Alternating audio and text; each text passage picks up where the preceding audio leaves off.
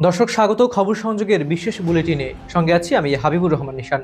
শুরুতেই জানিয়ে দিচ্ছি সংবাদ শিরোনাম। নির্বাচন ঘিরে সর্বোচ্চ নিরাপত্তা, মাঠে 1,00,000 সেনা সদস্য। বিএনপির শেষ নির্বাচনী জনসভা 8ই ফেব্রুয়ারি। জামায়াত আমিরের কড়া বার্তা, চাঁদাবাজ ও দুর্নীতিবাজদের ছাড় নয়। সরাইলের ইউএনের বিরুদ্ধে পক্ষপাতের অভিযোগ রুমিন ফারহানার। দর্শক শুনছিলেন সংবাদ শিরোনাম, এবার বিস্তারিত। আসন্ন জাতীয় নির্বাচনকে সামনে রেখে দেশ জুড়ে নজিরবিহীন নিরাপত্তা ব্যবস্থা গ্রহণ করেছে সরকার। সুষ্ঠু, অবাধ ও শান্তিপূর্ণ নির্বাচন নিশ্চিত করতে এবার 1,00,000 সেনা সদস্য মোতায়েন করা হয়েছে বলে জানিয়েছে সেনা সদর। বৃহস্পতিবার দুপুরে রাজধানীর গুলিস্তানে রোলার স্কেটিং কমপ্লেক্সে আয়োজিত এক সংবাদ সম্মেলনে এ তথ্য জানান সেনা সদরের সামরিক অপারেশনস পরিদপ্তরের পরিচালক ব্রিগেডিয়ার জেনারেল দেওয়ান মোহাম্মদ মঞ্জুর হোসেন।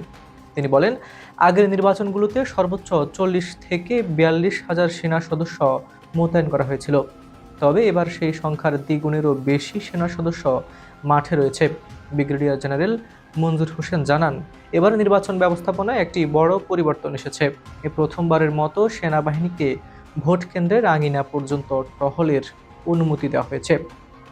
আগের নির্বাচনগুলোতে সেনাবাহিনী স্ট্রাইকিং ফোর্স হিসেবে দূরবর্তী এলাকায় অবস্থান করত। কোনো সমস্যা তৈরি হলে তারা ঘটনাস্থলে যেত, কিন্তু এবার ভোটারদের আস্থা ফিরিয়ে আনার লক্ষ্যে সেনাবাহিনীকে সরাসরি ভোট কেন্দ্রের আশেপাশে দায়িত্ব পালনের সুযোগ দেওয়া হয়েছে। তিনি আরও বলেন, সাধারণ ভোটাররা যেন ভয় ভীতি ছাড়াই ভোট কেন্দ্রে যেতে পারেন, নির্বিঘ্নে ভোট দিতে পারেন, সেই বিষয়টি মাথায় রেখেই এই বাড়তি মোতায়েন। সেনাবাহিনীর প্রধান ন্যূনতম প্রয়োজনীয় সেনা সদস্য রেখে বাকি সব সদস্যকে মাঠে নামিয়েছেন সুষ্ঠু নির্বাচন নিশ্চিত করার জন্য, এমনটাও জানান তিনি। যানবাহনের সংকটের বিষয়টি তুলে ধরে ব্রিগেডিয়ার জেনারেল মঞ্জুর হোসেন বলেন, সেনাবাহিনীর নিজস্ব যানবাহন সীমিত, তাই অসামরিক প্রশাসনের কাছে গাড়ি চাওয়া হয়েছে। প্রয়োজনে গাড়ি ভাড়া করে হলেও টহল কার্যক্রম চালানো হচ্ছে। তিনি বলেন, সেনা সদস্যরা দিনরাত অক্লান্ত পরিশ্রম করছেন। একমাত্র লক্ষ্য ভোটারদের নিরাপত্তা নিশ্চিত করা এবং নির্বাচনের উপর মানুষের আস্থা ফিরিয়ে আনা। এই জোরদার নিরাপত্তা ব্যবস্থা 20 জানুয়ারি থেকেই কার্যকর হয়েছে। এদিকে নির্বাচনের আগে রাজধানীতে নিজেদের শেষ বড় কর্মসূচির ঘোষণা দিয়েছে বিএনপি। আগামী 8ই ফেব্রুয়ারি রাজধানীর নয়াপল্টনে বিএনপির কেন্দ্রীয় কার্যালয়ের সামনে অনুষ্ঠিত হবে দলের শেষ নির্বাচনী জনসভা। বৃহস্পতিবার দুপুরে নয়াপল্টনে আয়োজিত এক সংবাদ সম্মেলনে এ তথ্য জানান বিএনপির সিনিয়র যুগ্ম মহাসচিব রুহুল কবির রিজভী। তিনি জানান, জনসভা শুরু হবে বেলা 2টায়। প্রধান অতিথি হিসেবে বক্তব্য রাখবেন বিএনপির চেয়ারপারসন তারেক রহমান। রুহুল কবির রিজভী বলেন, এটি হবে ঢাকা মহানগরীতে বিএনপির সর্বশেষ কর্মসূচি। এর মাধ্যমে জনগণের সামনে দলের নির্বাচনী অবস্থান, প্রতিশ্রুতি এবং ভবিষ্যৎ পরিকল্পনা তুলে ধরা হবে। দলীয় সূত্র জানায়, এই জনসভাকে নির্বাচন পূর্ব চূড়ান্ত শক্তি প্রদর্শন হিসেবে দেখছে বিএনপি। নয়াপল্টন ও আশেপাশের এলাকায় ব্যাপক প্রস্তুতি গ্রহণ করা হয়েছে।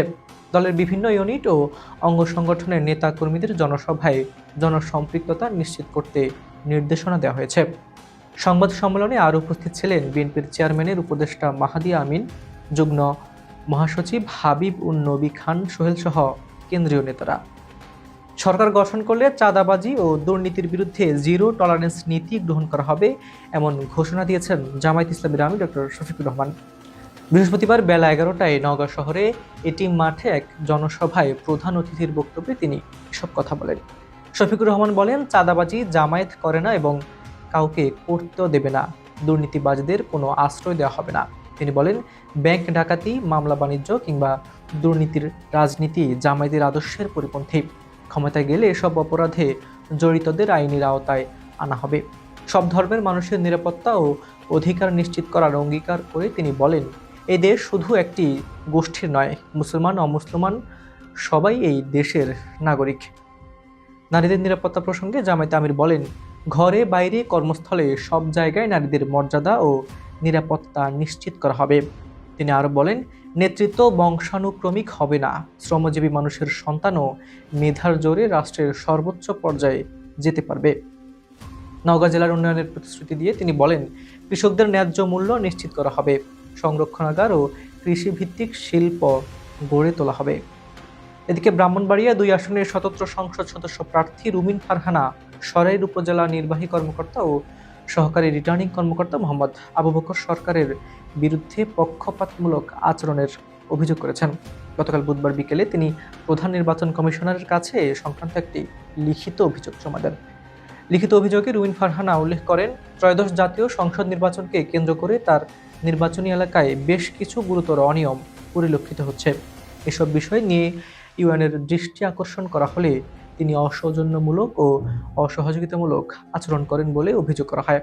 অভিযোগে আরও বলা হয়, এর আগেও বিএনপি জোটের প্রার্থীর বিভিন্ন অনিয়ম ও আচরণবিধি লঙ্ঘনের বিষয়ে একাধিকবার অবহিত করা হলেও ইউএনও এর কোনো কার্যকর ব্যবস্থা নেয়নি। এ বিষয়ে রুমিন ফারহানা মুঠোফোনে গণমাধ্যমকে বলেন, ইউএনও তার সঙ্গে অসৌজন্যমূলক আচরণ করেছেন এবং তার কথাবার্তায় দলীয় পক্ষপাতের ইঙ্গিত পাওয়া গেছে। একজন স্বতন্ত্র প্রার্থী এবং সুপ্রিম কোর্টের আপিল বিভাগের সিনিয়র আইনজীবী হিসেবে এমন আচরণ প্রত্যাশিত নয় বলেও মন্তব্য করেন তিনি জানান, এই ঘটনার প্রতিকার চেয়ে বুধবার বিকেলে প্রধান নির্বাচন কমিশনারের কাছে লিখিত অভিযোগ দিয়েছেন। অন্যদিকে অভিযোগের বিষয়ে সরাইল উপজেলা নির্বাহী কর্মকর্তা ও সহকারী রিটার্নিং কর্মকর্তা মোহাম্মদ আবু বকর সরকার বলেন, বুধবার দুপুরে রুমিন ফারহানার সঙ্গে তার মুঠোফোনে কথা হয়েছে, তবে তার পক্ষ থেকে কোনো ধরনের অসৌজন্যমূলক আচরণ করা হয়নি বলে দাবি করেন তিনি।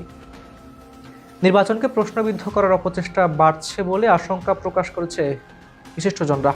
বৃহস্পতিবার রাজধানীতে জাতীয় নির্বাচন 2026 ভোট কারচুপি রোধে নাগরিক সচেতনতা ও প্রতিরোধ শীর্ষক গোল টেবিল বৈঠকে এসব উদ্বেগ তুলে ধরা হয়। নির্বাচন সংস্কার কমিশনের প্রতিনিধি জেসমিন তুলি বলেন, ভোটার তালিকা স্থানান্তরের সুযোগ অনেক ক্ষেত্রে অপব্যবহার হচ্ছে। এ বিষয়ে আইনগত সীমাবদ্ধতা তৈরি করা জরুরি। রাজনৈতিক বিশ্লেষক ডক্টর জাহিদুর রহমান বলেন, ব্যালটের সিল উদ্ধার হওয়ার ঘটনা অত্যন্ত উদ্বেগজনক। ব্যালটের সফট কপি ফাঁস হয়েছে কিনা তা খতিয়ে দেখা প্রয়োজন। ঢাকা বিশ্ববিদ্যালয়ের অধ্যাপক ডক্টর রাশেদ আল তিতুমির বলেন, নির্বাচন কমিশনকে জনগণের সব আশঙ্কার জবাব দিতে হবে। তিনি বলেন, জনগণ উৎসবমুখর নির্বাচনের অপেক্ষায় রয়েছে এবং কোনো ষড়যন্ত্রে পা দেবে না। আসন্ন সংসদ নির্বাচন সামনে রেখে পোস্টাল ভোট বিডি মোবাইল অ্যাপের মাধ্যমে ভোটদান কার্যক্রম জোরে সোরে চলছে।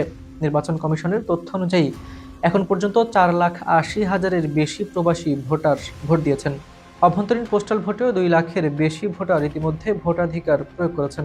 নির্বাচন কমিশন বলছে, এই অংশগ্রহণ নির্বাচনী পরিবেশে ইতিবাচক প্রভাব ফেলছে। সবশেষে ক্রীড়াঙ্গনের খবর।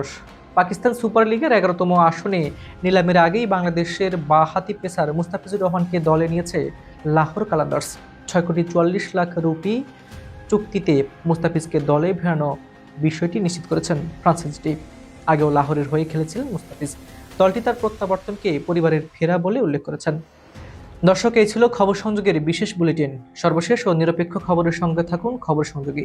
ভিডিওটি ভালো লাগলে লাইক দিন, শেয়ার করুন এবং আমাদের চ্যানেলটি সাবস্ক্রাইব করতে ভুলবেন না। নতুন ভিডিওর আপডেট পেতে বেল আইকনে ক্লিক করুন। বিজ্ঞাপন ও প্রমোশনের জন্য ডেসক্রিপশনে দেওয়া নাম্বারে যোগাযোগ করুন। সবাই ভালো থাকুন, সুস্থ থাকুন। আল্লাহ হাফেজ।